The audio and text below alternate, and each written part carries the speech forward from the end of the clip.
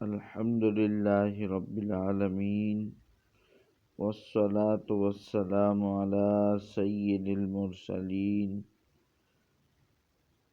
اما بعد فاعوذ باللہ من الشیطان الرجیم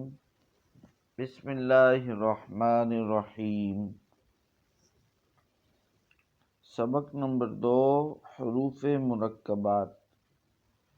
سوال سب سے پہلے یہ ہے کہ حروف مرکبات کسے کہتے ہیں؟ اس کا جواب یہ ہے کہ حروف مرکبات دو یا اس سے زائد حروف کو کہتے ہیں، لیکن یہ ایک عام تعریف ہے اور اس کی درست تعریف اور خاص تعریف یہ ہے کہ حروف مرکبات ان حروف کو کہتے ہیں جو دو یا دو سے زائد حروف ہوں اور ان کو الگ الگ پڑھا جائے، یا آپ یوں بھی کہہ سکتے ہیں کہ الگ الگ پڑھے جانے والے حروف کو حروف مرکبات کہتے ہیں۔ آج کے سبق میں ہم ایسے ہی حروف کو پڑھیں گے۔ حروف مرکبات کے اندر عام طور پر حروف مفردات کی طرح ہی حروف ہوتے ہیں، لیکن ان کے اندر یہ ہوتا ہے کہ وہاں پر پورا حرف نہیں لکھا جاتا، بلکہ کسی جگہ پر اس کا سر لکھا جاتا ہے اور دوسرا حصہ اس کا دھڑ چھوڑ دیا جاتا ہے، یعنی وہ حرف آدھا سا لکھ دیا جاتا ہے اور آدھا چھوڑ دیا جاتا ہے، جس کو دیکھ کر اس کو سمجھ کر پڑھنا پڑتا ہے۔ تو یہ حروف یہاں پر اس مدنی قاعدے کے سبق نمبر 2 کے اندر اس طریقے سے اس لیے لکھے جاتے ہیں اور یہ سبق اس لیے پڑھا جاتا ہے کہ قرآن مجید کے اندر جب ہم قرآن مجید کو پڑھیں تو چونکہ وہاں پر بھی حروف ملے ہوئے ہوتے ہیں، تو ملے ہوئے حروف کو جب ہم پڑھیں گے تو وہاں پر بھی پورا حرف تو لکھا ہوا نہیں ہوگا، بلکہ آدھا حرف ہوگا۔ تو اس لیے جب ہم نے یہاں حروف مرکبات کو اس طریقے سے پڑھ لیا ہوگا تو ہمیں خود ہی پتہ چل جائے گا کہ یہ فلاں حرف ہے اور یہ فلاں حرف ہے، اور اس کے ساتھ ساتھ ہمیں حروف کی مختلف شکلیں بھی معلوم ہو جائیں گی کہ بسا اوقات ایک جگہ پر تو کاف ڈنڈی کے ساتھ لکھا ہوا ہوگا اور دوسری جگہ پر بغیر ڈنڈی کے ہوگا، اور بسا اوقات حرف ہا یہ ایک طریقے سے لکھا ہوگا اور دوسری جگہ پر دوسری طریقے سے لکھا ہوگا۔ تو یہ تمام چیزیں ہمیں اسی تختی کے اندر معلوم ہو جائیں گی۔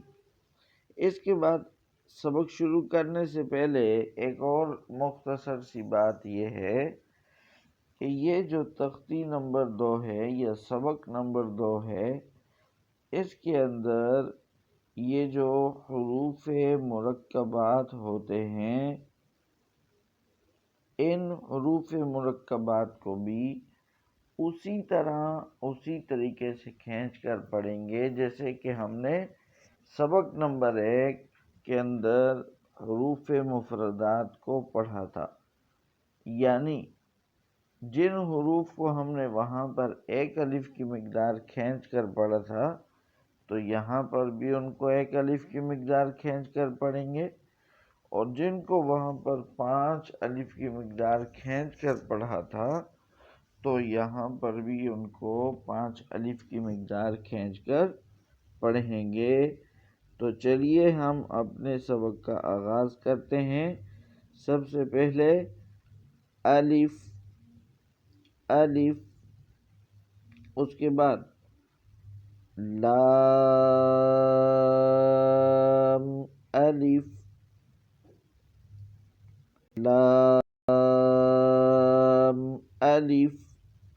اب دیکھیں یہ دونوں لام الف اور لام الف ہیں، لیکن پہلے والا لام الف دوسرے طریقے سے لکھا ہوا ہے اور دوسرا والا لام الف دوسرے طریقے سے لکھا ہوا ہے۔ آگے چلیے، با، الف، نون، الف، تا، الف، یا، الف، ثا، الف، شین، الف، سین، الف، فا، الف، قاف، الف، جیم، الف، خا، الف، حا، الف، عین، الف، غین، الف، صاد، الف، ضاد، الف، طا، الف، ظا، الف، میم، الف۔ میم پر توجہ سے آپ نے اس کو پڑھنا ہے کہ میم پڑھتے وقت جو آواز ہے وہ منہ سے ادا ہونی چاہیے، ناک سے ادا نہ ہو۔ میم، ناک میں آواز نہ جائے، بلکہ میم۔ الف، ہا، الف، کاف، الف، لام، با، کاف، با، کاف، تا، کاف، ثا، کاف، فا،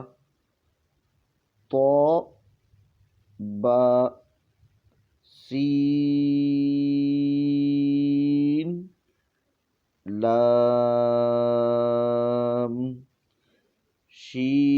شین، لام، صاد، لام، جی، سین، لام، شین، لام،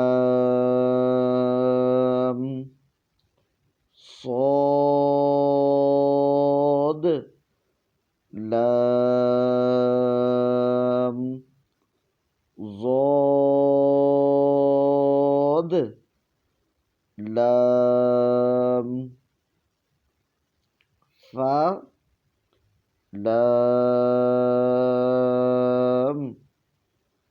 قاف،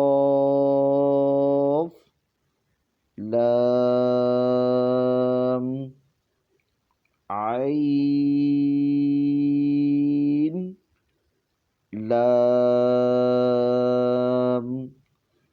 غین، لام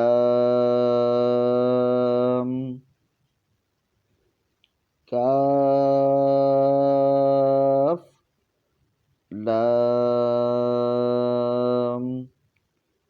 کاف نون نون میں بھی اسی بات کی رعایت رکھنی ہے کہ نون پڑھتے وقت آواز ناک میں نہ جائے.